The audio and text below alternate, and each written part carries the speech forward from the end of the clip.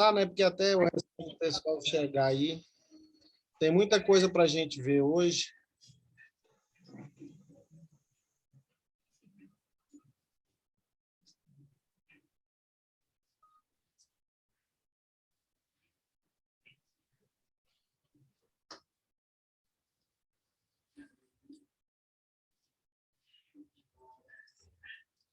Então, como eu disse para vocês, até a gente começar a exegese propriamente dita, nós vamos fazer aí a tarefinha de casa, a lição de casa, de conhecer direitinho como é que funciona o método histórico gramatical.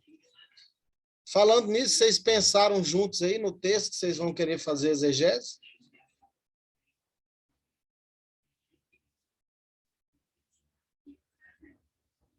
Professor, essa semana eu fiquei sem internet, eu conversei pouco com a turma do grupo, então ainda estou meio por fora do grupo da exegese aí.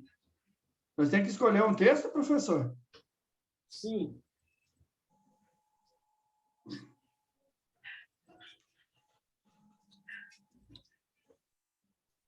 Mudou o slide aí? A meta histórico gramatical está escrito. Não, professor, está invertido novamente. A gente está com a apresentação aberta e não com o slide. Deixa eu voltar lá, que geralmente ele faz isso aqui.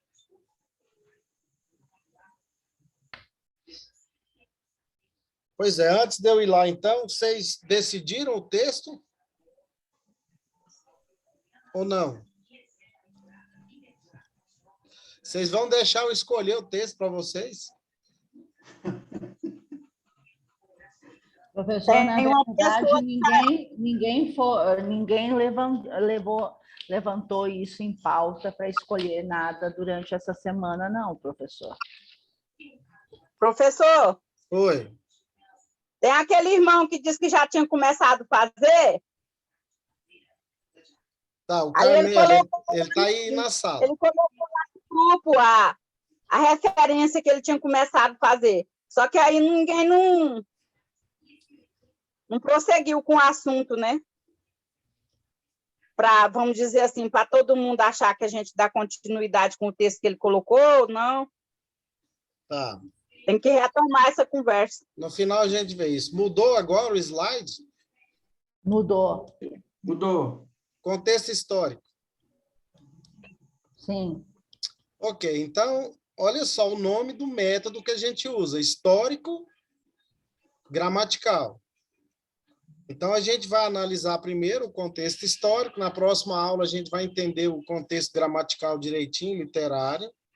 Aí, na terceira aula, a partir de hoje, é que a gente vai começar a trabalhar a condição de fazer um exegese. Então, olha só, o contexto histórico, além da história em si, abrange todos os aspectos geográficos e culturais dos tempos bíblicos. Então, você vai analisar uma passagem, automaticamente, você precisa focar nessas condições, no aspecto geográfico, aspecto cultural e a história de forma geral. Então, não é possível interpretar os textos da Bíblia corretamente sem considerar esses fatores. Então, se não começar por aí, não adianta nem prosseguir. Está vendo aí, Vanilde, o primeiro passo? Antes de se preocupar com o que o texto está falando, necessariamente é necessário se preocupar com o contexto histórico. Eu acho que tem que ler e reler aquele artigo que o senhor colocou, porque tem esse negócio mesmo aí. Então, quando fala de geografia, presta atenção, né? Não é só olhar onde era o lugar, não. Geografia é a ciência cujo objeto de estudo é o espaço geográfico, onde são estabelecidas as relações humanas. Logo, a geografia estuda a relação entre a sociedade e o meio.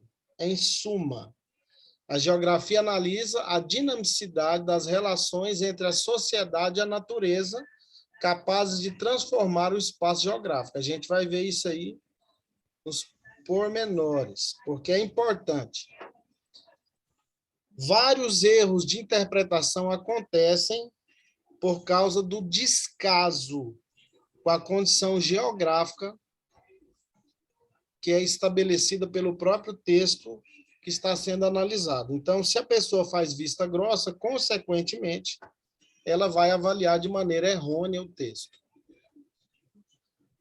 Então, olha só, a geografia bíblica se preocupa em entender todos os aspectos geográficos que compreendem os tempos bíblicos.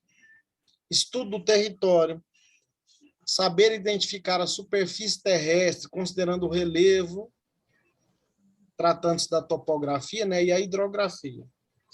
Quando você vai falar de um texto, né, Jesus estava no monte. Que monte? Aí você vai ter que pesquisar, o Monte das Oliveiras. Como que era esse monte? Era um monte bem alto, dá para perceber através dos estudos a altitude, então é necessário você saber. E a questão hidrográfica também, né? O Rio Jordão. Vai falar do Rio Jordão, que João batizava no Jordão, você tem que saber a região, tem que se preocupar com isso. Estudo da natureza. Interações entre a atmosfera, camada de gases que envolve a Terra e é retida pela gravidade. Mas isso tem alguma coisa a ver? Você vai perceber que no contexto bíblico tem. Litosfera, solos e rochas. Hidrosfera, todas as águas. E biosfera, os ecossistemas, formas de vida e ecologia. A Bíblia está cheia disso, gente. Se quer fazer uma boa interpretação, tem que considerar isso tudo. Fala, menina. Então, sendo assim, a gente tem que falar de cada palavra que tiver, né? Não é necessário falar da palavra. A gente primeiro está considerando o contexto histórico. Eu estou falando da geografia. Você vai falar, por exemplo, de um livro do Novo Testamento. Você tem que saber aonde se deram os fatos sobre o que foi escrito e saber entender aquela região, o povo que habitava ali, a forma que esse povo vivia. Isso tudo é pertinente para a interpretação correta do texto. E o estudo da relação entre o homem e a natureza, ou seja, a intervenção humana na natureza e características demográficas. Por exemplo, o homem intervém na natureza. O homem fura um poço. Nós não temos lá na passagem de João, Jesus estava querendo tirar água de qual poço?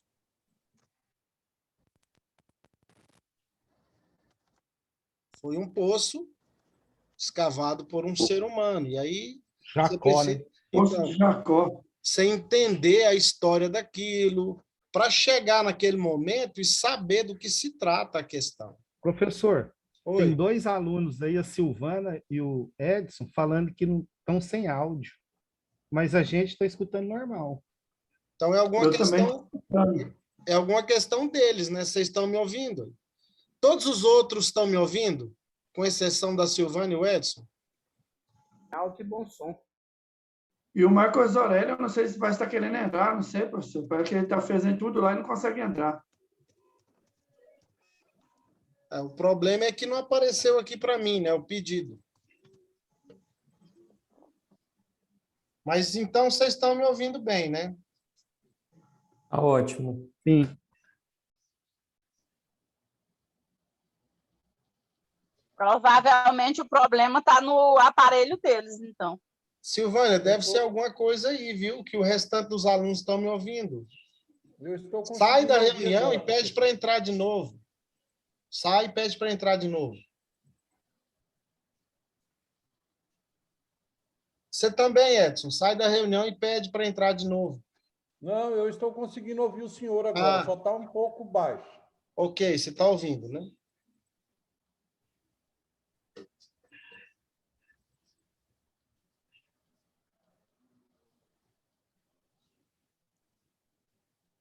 Então, aqui eu fiz um apanhado geral, tanto do Antigo quanto do Novo Testamento, só para você ter noção do que eu estou falando. Vai falar da hidrografia, a questão hidrográfica, né? A Bíblia trata de mares, rios, ribeiros, lagos. Aquele lago lá, o Mar da Galileia, era um mar mesmo? A água era salgada ou era um lago de água doce? Quem sabe? Era um lago de água doce, né? Isso. É o mesmo lago de Genezaré. Então, é importante saber dessas coisas, né? A questão topográfica, montes, vales, planícies, né? É interessante que, quando eles foram construir o templo de Herodes, eles baixaram o topo do monte para não ter nenhuma construção além, mais alta do que ela. Isso aí você vai perceber analisando a questão histórica, né? A intervenção humana na natureza. O ser humano, ele intervém na natureza. Alguns textos da Escritura deixam isso aí bem claro, né? Vocês sabem como a Babilônia foi invadida naquela época? Pelo rio, né, que entrava Eles dentro da cidade. desviaram o curso do rio, Luiz. Eles fizeram uma espécie de uma barragem, né, para desviar o curso do rio. Então, eles desviaram o curso do rio, você tem que saber disso. A demografia, a questão populacional, né? Eu citei texto do Antigo Testamento, mas é bom entender que no Novo Testamento teve o censo, se lembram disso? Sim, lembro da De história. Jesus, o nascimento de Jesus. Do Né, e tal. nascimento de Jesus, né? A questão atmosférica, a Bíblia fala disso. Depois dá uma olhada nesse texto de Jó 28, 25 aí. Reza a lenda que Isaac Newton, ele começou os estudos dele em relação à atmosfera depois que ele leu esse texto. Eu não sei se é fato, mas é interessante. A questão da litosfera, hidrosfera, biosfera, tudo tem. Senhor, Pai, está me ouvindo agora? tudo bem? O seu áudio está cortando absurdo. Graças a Deus, irmão Marco, eu preciso Professor, você tem que desligar o áudio da Silvana. Ela que tem Eu acho que o senhor desligar. Eu consegue. estava aqui assistindo a aula pelo Zoom, aí parece que deu um chiado, assim, a minha colega Silvana, começou desliga seu microfone. a falar e deu um chiado. Eu não tenho áudio, eu não consigo ter áudio, nem pelo microfone, nem pelo notebook. Eu não sei o que fazer aqui. Você me ouviu? Eu pedi para você sair da reunião. Meu Deus. Desculpa, irmão, desculpa. Não, é só assim, não, eu queria uma orientação, irmão. O senhor teria uma orientação para me dar, para eu poder, para eu ver o que eu faço aqui.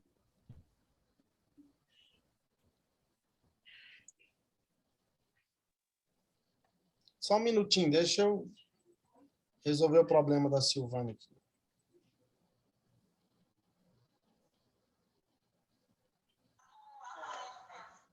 Você também, Edson. Sai da reunião e pede para entrar de novo.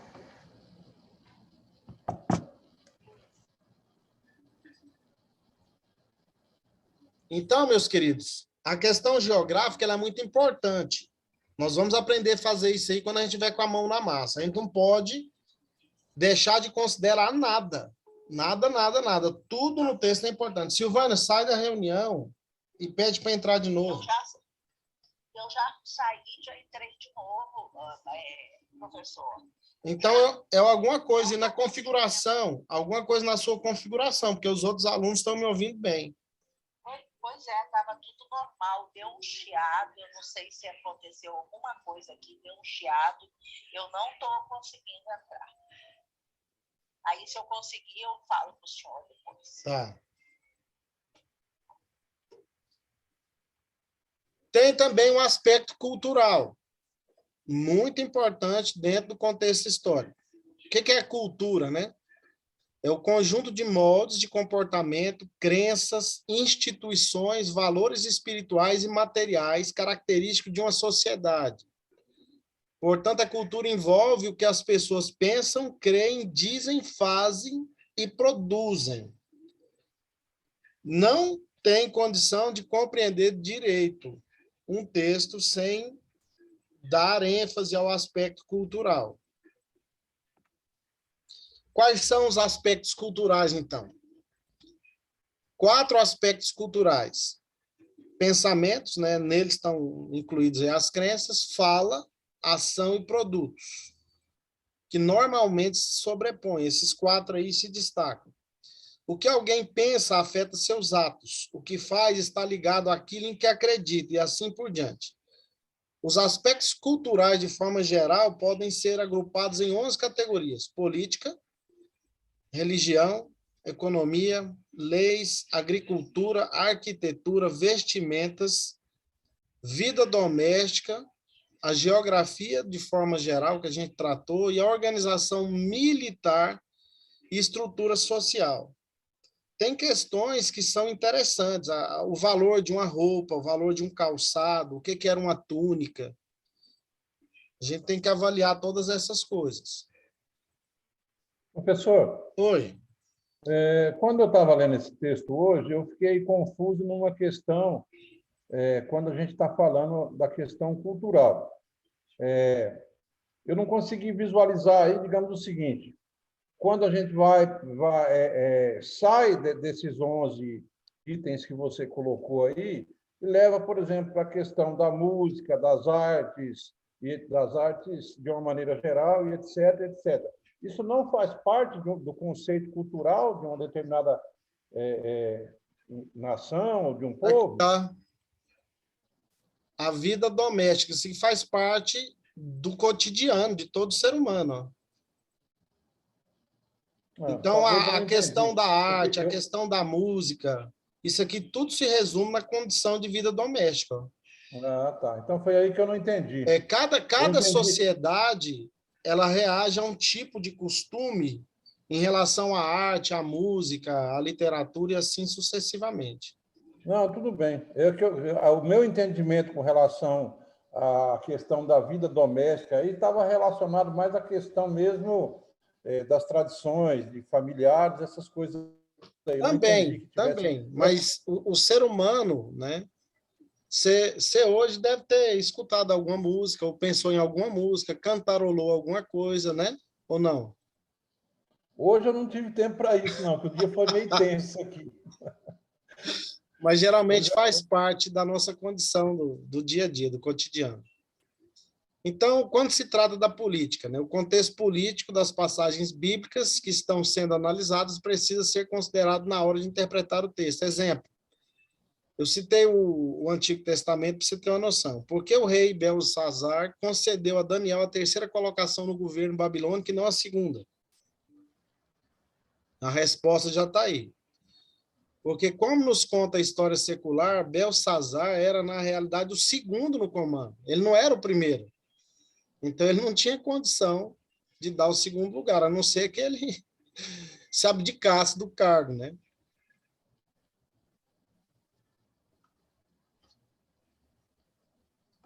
Religião e política, junto. A Silvana deve ter conseguido. Né? Contexto religioso de cada passagem em questão, na hora de interpretar o texto desejado, deve ser levado em conta. Exemplo, por que os herodianos, os saduceus e um escriba fizeram aquelas perguntas para Jesus em Marcos 12, de 13 a 38? Oi, irmão. Valeu, viu? Porque parece que eu estou com áudio aqui. Você tá, agora deu certo. Deixa eu só desligar. Tá. Então, os herodianos tinham o apoio de Herodes e de Roma.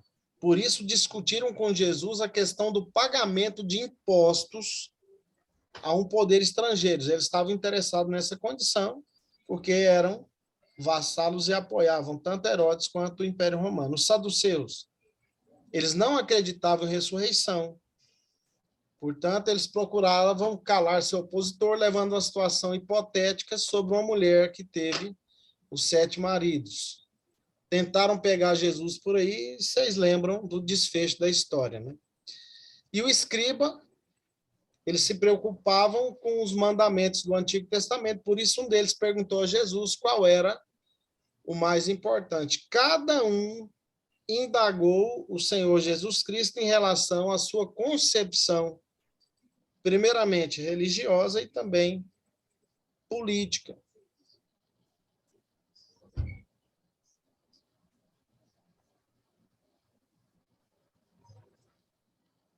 A condição de leis. É importante conhecer as leis, né? O conhecimento das leis dos povos registrados na Bíblia é imprescindível na hora de interpretar os textos da Escritura que estão relacionados com elas. Citei esse texto aí do Antigo Testamento justamente porque há uma grande confusão em relação a ele. Hã? Seu pulou um slide, economia. Perdão. Então, vamos lá, depois a gente volta lá. O desconhecimento do contexto econômico da época dos textos bíblicos é uma barreira na hora de interpretar os textos sagrados. Porque o parente mais chegado de Elimeleque deu sua sandália a Boaz.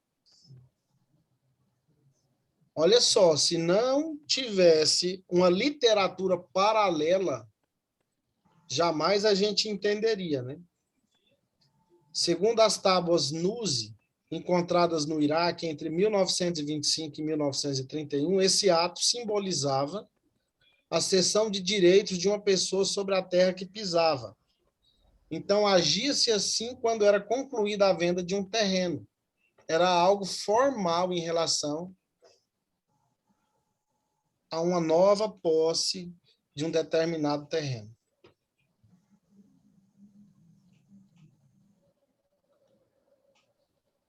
Agora as leis, né? Eu já tinha dito. Então, por que Eliseu pediu para Elias a condição da porção dobrada? Eu sei que você já ouviu tanta pregação em cima disso aí, né? Presta atenção, não foi um pedido para ter ou fazer 2 vezes mais do que Elias tivera ou fizera, mas uma petição para ser o herdeiro reconhecido do ministério profético de Elias. Era comum na lei o primogênito receber uma porção dobrada da herança. Aí todo mundo leva para a condição espiritual, né? Por mais que Eliseu foi um profeta que realizou sinais, prodígios e maravilhas no poder do Espírito, né? A condição da porção dobrada não se tratava necessariamente disso.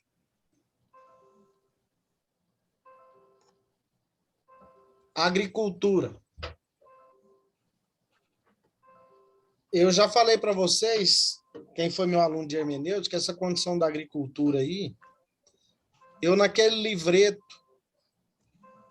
do Teologia de Pé de Piqui, o texto que eu escrevo lá, eu falo sobre a parábola do semeador. Eu sempre tive dificuldade no início da minha fé cristã de entender a condição de alguém sair semeando a esmo. Porque a nossa interpretação a respeito da agricultura é baseada aqui, na nossa experiência do Centro-Oeste, né? Aqui se ara a terra primeiro, faz todo o processo para depois semear a terra. E lá, em Israel, é diferente. Se lembram disso? Quem tem o livro aí, leu, né? Professor, além de Israel ser diferente, se a gente observar como é que é o plantio em Goiás e o plantio no Rio Grande do Sul do milho, o milho é um exemplo. Assim, a maneira como que eles plantam e depois como é que eles fazem a colheita é bem diferente. Então, dentro do Brasil há muitas Já há uma diferença, imagina daqui para lá, né? Pois é. Então, nunca te intrigou essa questão de Jesus amaldiçoar aquela figueira? Ué, professor, talvez eu não tenha estranhado muito quando me deparei com esse texto, porque como as minhas raízes estão na agricultura ali no interior do estado de São Paulo, a gente deparava com plantas que, assim, de uma maneira aparente, ela era uma planta normal, porém ela não produzia. Então já era um costume cultural de você eliminar aquelas plantas, porque elas acabavam apenas ocupando um espaço, né, de uma planta produtiva, ela acabava te trazendo ali todos aqueles transtornos dos tratos culturais de uma planta que normalmente ela produziria. Então, assim, na minha pequenez ali, ainda criança, começando a ler a Bíblia, a gente conseguia traçar um paralelo que realmente uma árvore que não produz, né, a gente já tinha um pequeno entendimento que realmente ela era uma árvore que não servia para nada, né? Lógico que quando nós trazemos para o nosso contexto espiritual, a gente consegue relacionar ela ali com aquela alma que não quer nada com nada, e etc. e tal, né? Mas assim, é difícil para entender se você não tiver alguma experiência, né, relacionada à agricultura que você possa entender qual que foi o objetivo de Jesus, né, especificamente falando da figueira, que era uma planta que todos conheciam, né, que era uma coisa ali comum, né, em meio àquela região. Então, no livro que eu escrevo um artigo, eu faço uma pequena brincadeira para a gente entender, né? Se Jesus tivesse vindo ao centro-oeste, não tivesse ido àquela região da Palestina, ele não teria dito, eu sou a videira verdadeira. Aqui ele teria dito, eu sou o piquezeiro verdadeiro. Piquezeiro, o piquezeiro verdadeiro. Se fosse no Nordeste, seria macaxeira verdadeira, alguma coisa assim, né? E se fosse lá no Pará e no Maranhão, seria açaí? Um açaizeiro, né? Então, Majussara. Isso mesmo.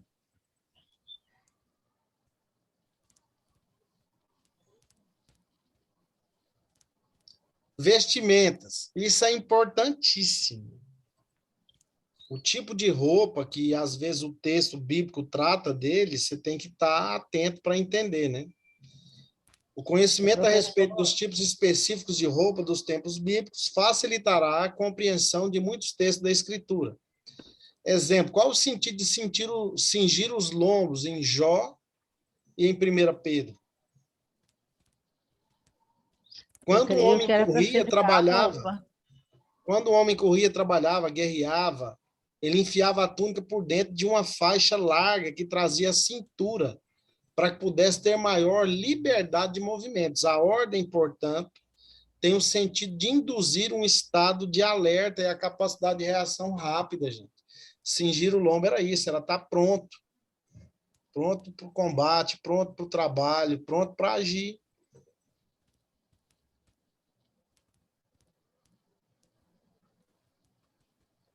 A vida doméstica, né? Conhecimento da vida doméstica dos povos dos tempos bíblicos ajudará o intérprete das Escrituras a compreender várias passagens dos seus textos. Em Oséias 7:8, Efraim é um pão que não foi virado. É interessante isso, né? Você vai assar um pão, você tem que virar ele dos dois lados, né? Então, a condição do texto fala de equilíbrio. Aí tem gente que já vai para o lado do pão mesmo, quer falar um monte de coisa, aí quer falar da padaria. E o texto está tratando de equilíbrio.